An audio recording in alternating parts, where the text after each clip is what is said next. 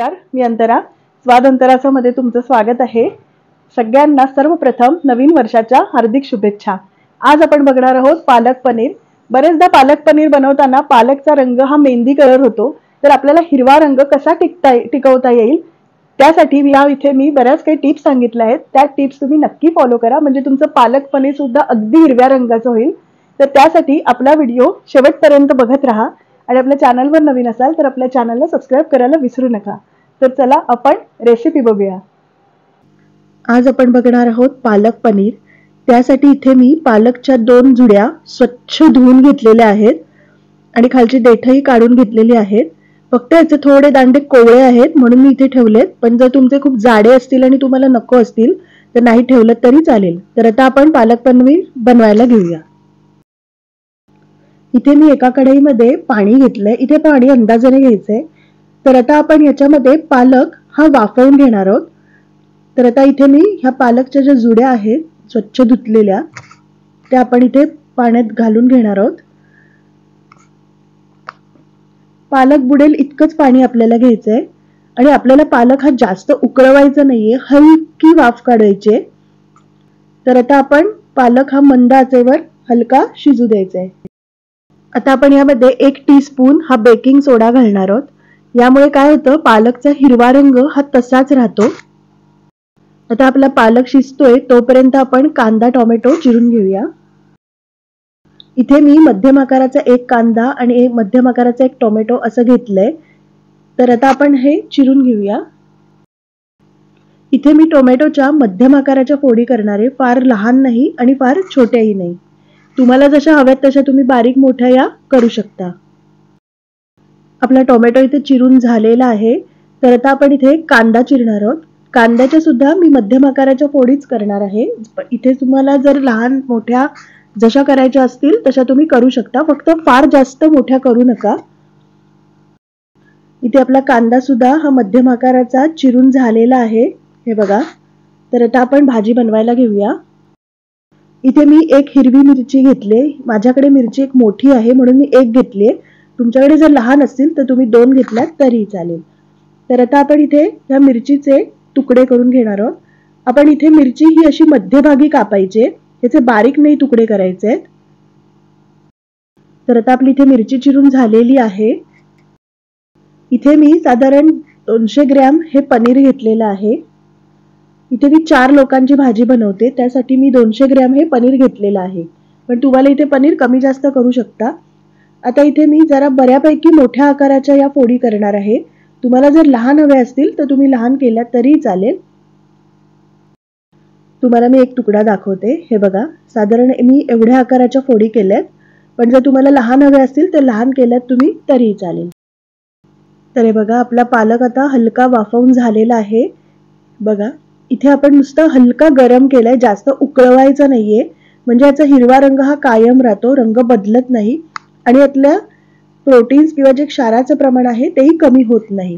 तर आता आपण गॅस बंद करूया आणि हा पालक काढून घेऊया. हे बघा, इथे आपलं हलकं गरम झालेलं आहे, याला उकळवायचं नाहीये अजिबात. इथे मी चाळणी घेतली आणि त्याखाली एक भांडं ठेवलंय. तर आता आपण हा सगळा पालक ह्याच्यामध्ये गाळून घेणार आहोत. आपण हे पाणी सगळं निथळून घेणार आहोत आणि पालक यामध्ये चाळणीत काढून घेणार आहोत. आता आपला पालक हा चांगला गाळून झालेला आहे. तर आता आपल्याला ह्याच्यावरती साधारण 1 ग्लास हे थंड पाणी घालायचंय. यामुळे काय होतं, पालकामध्ये जी उष्णता निर्माण असते ती पूर्णपणे बंद होते आणि पालक अजून शिजत नाही. तर त्यासाठी आपण ह्याच्यावरती गार पाणी घालणार आहोत. इथे आपण साधं पाणी घालायचंय. तर इथे मी मिक्सरच्या भांड्यात पालक घेतलेला आहे. आता त्यामध्ये साधारण 2 बर्फाचे क्यूब्स मी इथे घालणार आहे. त्याच्यामुळे काय होतं, ह्याचा हिरवा रंग हा टिकून राहतो. आपण इथे पालकची प्युरी केली, हे बघा, मस्त असा हिरवा रंग आलेला आहे. किती छान हिरवा रंग आलाय. आपण इथे बर्फ वापरला होता त्याच्यामुळे हिरवा रंग आलाय, शिवाय आपण इथे सोडाही घातला होता त्यामुळे याचा हिरवा रंग हा टिकून राहिलेला आहे. तर आता आपण भाजी बनवायला घेऊ. आपली कढई चांगली तापलेली आहे. यामध्ये साधारण मी 3 टेबलस्पून हे तेल घेतलंय. मध्ये आता मी पनीरचे तुकडे घेतले. तर आता आपल्याला हे हलके तांबूस रंगाचे करायचे आहेत. हे ऑप्शनल आहे, जर तुम्हाला नसतील करायचे तर तुम्ही नाही केले तरी चालेल. आपल्याला इथे पनीर तळायचं नाहीये, हलके शॅलो फ्राय करायचे, हलके तांबूस रंगाचे करायचे. ह्यामुळे भाजीला खूप छान चव येते. आपल्याला साधारण एवढेच तांबूस रंगाचे करायचे, जास्त करायचे नाहीयेत, नाही तर पनीर हे चिवट होऊ शकतं.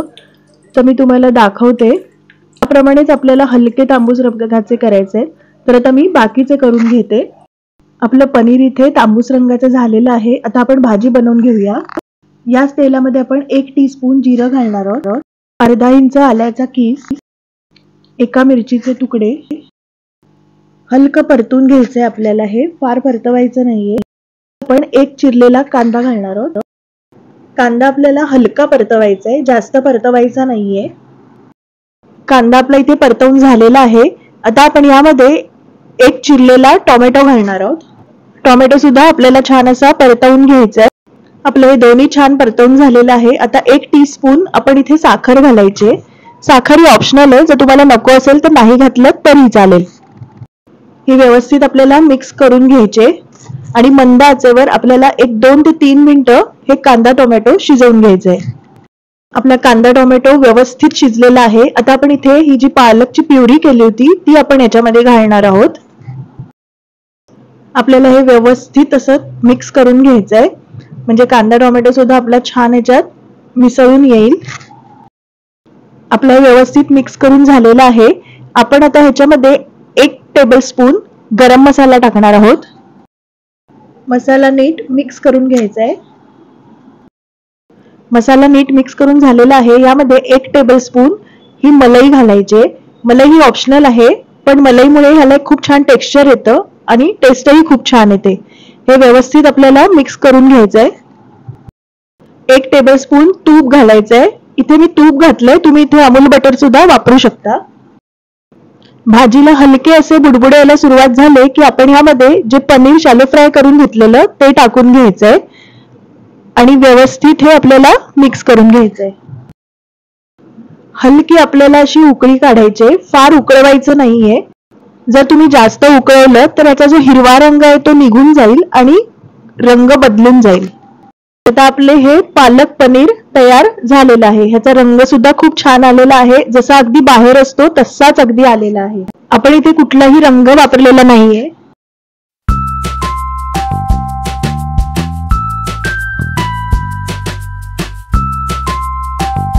आजची रेसिपी तुम्हाला कशी वाटली हे मला कमेंट करून नक्की सांगा.